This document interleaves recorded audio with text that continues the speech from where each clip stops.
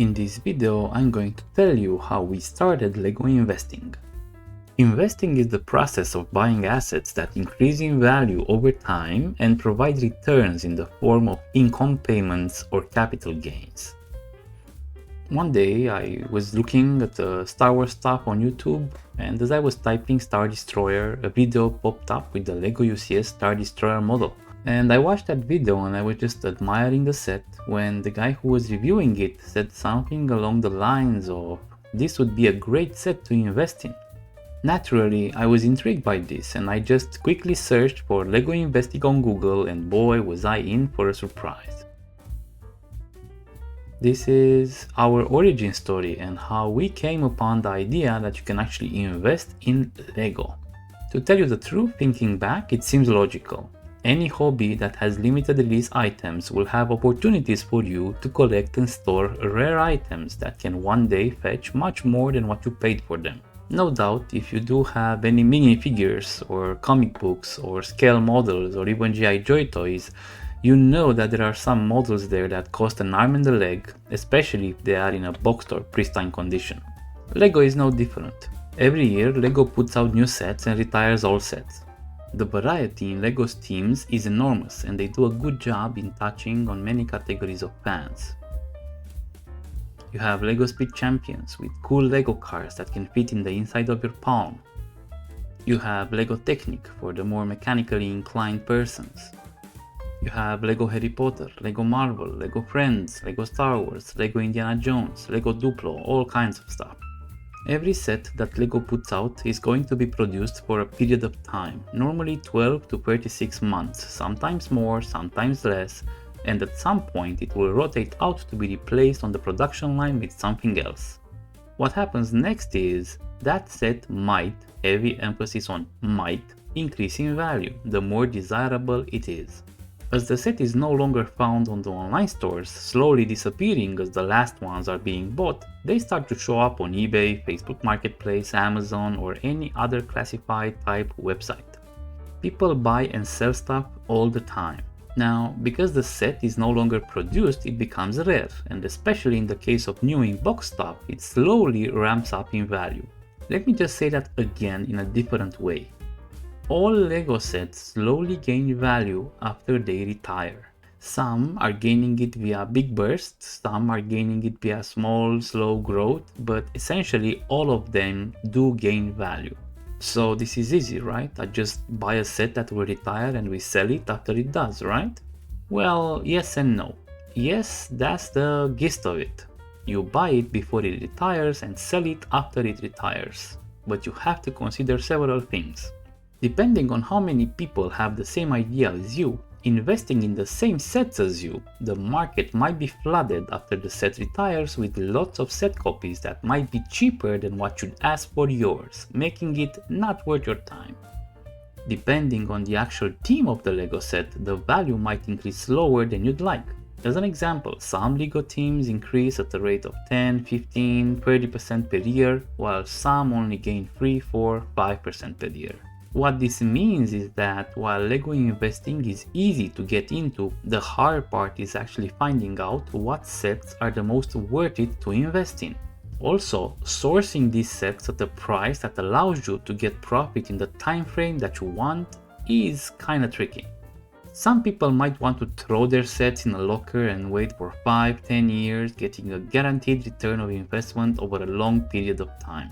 Some people might want to flip the sets quickly and just roll the money away, reinvesting often. There's all kinds of possibilities and only experience can teach you what will work in your case. Okay, let's take a short break. That's a lot of information, unverified information that I threw at you, a lot. And there's been ups and downs all along. Yes, this is easy. Oh, actually it's not that easy. Yes, you can get money by doing this. Oh, you need to wait years in some cases, and you might be feeling confused by now. While I did describe to you how the general LEGO investing stuff is happening, I'm here to tell you about our experience and how we started this. Other people might have different ways or approaches. We're here to discuss our approach, me and Vlady. From the get-go, I want to say that even before we started to invest, we spent probably a couple of months just researching the subjects. I have watched YouTube videos, I read forums, checked eBay, Amazon, Reddit, Facebook groups, all kinds of sources. Some sources were not reputable, some sources had concrete data to present. Some people just like to brag a lot, some just don't want to share their secrets. So it's no surprise that I was still a bit cautious after a couple of 100 hours of research. However, from time to time I would encounter a really valuable information, a hard concrete data or fact that would convince me that there is some truth to this. It seems easy now and I understand better what I'm doing after 8 months of doing it, but at the beginning it was actually, like I said, I was unsure if this is gonna work or not. So to reassure myself, I established some ground rules.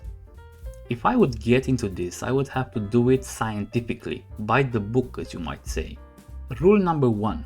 I would have a fixed monthly budget that I would dedicate to this.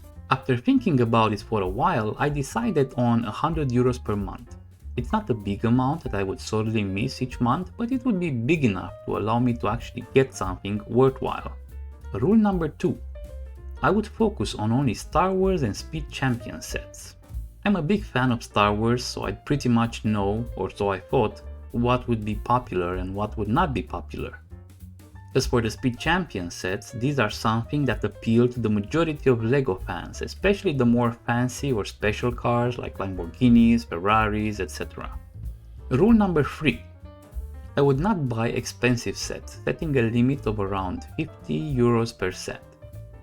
This would mean that if I do a mistake, that mistake would not be that costly. So if I chose a set that's actually not doing so good, it wouldn't eat up a whole month's allowance. This is where, by the way, Speed Champions was scoring pretty good, with the majority of their boxes coming in around 20 euros or even less after discounts. Rule number 4. I would track my shopping sprees, my sales, my total value invested, etc. I would create a dashboard to help me track all this info and I will learn from it. I will treat this as a business, not as just a hobby. This is probably one of the things that comes the hardest when starting out. You think you're ready enough and you think you kind of know what you're doing, but numbers don't lie, and if you do a good job of interpreting data, then that data can actually be useful to you. Take a look at the dashboard that I came up with. This is basic information only, but for me it helps me visualize my progress. Business model. All of the above rules have to be applied into a business model, something that ties everything together and makes it understandable to anyone. If you've heard the term elevator pitch, this is a concept in which you can explain your business idea to someone during the time that it takes the elevator to travel a few floors, namely, let's say, a minute. So here's my elevator pitch for my business model. Always buy soon-to-be retired sets at a minimum of 20% discount and sell these sets in a maximum of 1 year with up to 20% markup on their retail price. The first part really underlines a good business practice. You don't want to buy sets that are not going to retire soon. Ideally, you would buy sets that retire in 2 to 6 months, unless there's any good opportunity or high discount that makes it worth it to keep these on your shelf for longer. If a set just came out and it's expected to have a shelf life of 2 years, if you buy that, you're essentially saying the amount of money I invested in this set will stay locked in here for at least 2 years, even if I sell this set in day 1 after it retires. Here's a short calculation on 100 euros telling you what I mean. If you invest those 100 euros in a set that you're gonna sell in 1 year, then you can reinvest the sum that you got after your sale and get even more. But if you invest that 100 euros in something that you will sell in 2 years, then your average income drops. Discount. What a wonderful word. You should never, and I repeat, never buy a set for its full price. I'm not talking about specific situations where you want a specific set and you can find it only on certain websites. I'm talking about run-of-the-mill LEGO investing. See, when you invest 100 euros and you purchase a set for 20% off, it actually means you actually have a portfolio value of 120, 125 euros. This assumes you will sell your set at retail price. But if you add to that the fact that you're aiming for 10-20% extra versus retail and the real possibility that you will get it, this actually means that you just bought something for 100 euros and you're aiming for a return of 135, 150 euros, which already doubles your profit. So yeah, sure, you can buy stuff for retail and sell it for 20% profit, or you could buy it for at least 20% off, add 20% on that retail price and be making off with 40% profit.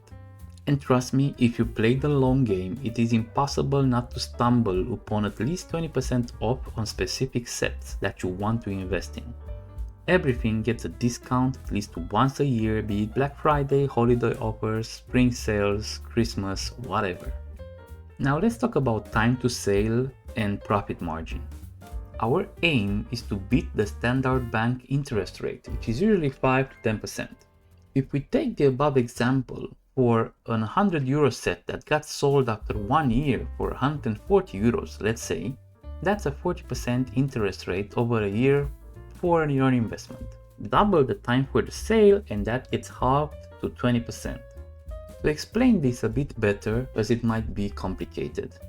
If you buy an 100 euro set and you sell it after 4 years for 150, that's 50 euro profit over 4 years, so a 12.5% interest a year. If you sell the same set in the first year for 120, that's a 20% interest a year. A higher sale price does not automatically mean a higher efficiency or higher interest. It all depends on the time frame that you're doing this. To that end, my take on this is that I prefer to sell things faster for a lower amount but to get a high yearly return on investment that I can reinvest. I am basically going for a compound interest. I will buy a soon-to-be retired set for at least 20% discount and I'm going to sell it after it retires for 10-20% extra retail. My risk assessment is that most sets in Star Wars or Speed Champions will sell for retail price after their retirement. So in effect, I have a high chance of not losing money and a good chance of earning 20-40% returns on my investments. But what if you don't sell those sets, even for retail? Well, eBay and Facebook Marketplace say otherwise.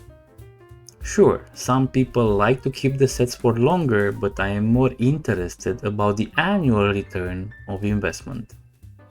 Given I am starting with a small amount of money, my gains have to be sustained and they have to be pretty fast. I want to briefly touch another thing which is of great value to me by doing this. I am exposing Vlady to investing in general. I am teaching him concepts about purchase price, sale price, yearly returns, and the value of saving money and investing it. For me, that's probably the most important benefit in my efforts. Sure, increasing the Lego pile is nice, don't get me wrong, but to get to learn my son valuable lessons, priceless, because I hope he will apply these lessons forward in his life. If you've lasted this long, bravo, I applaud you. I hope it was worth it and I hope it was interesting.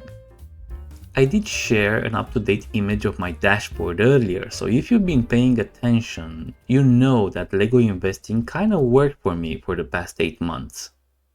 However, our decisions deserve an episode in itself, so join me next time when we will look at what we actually bought for our first assets of our portfolio. Take care and see you next time.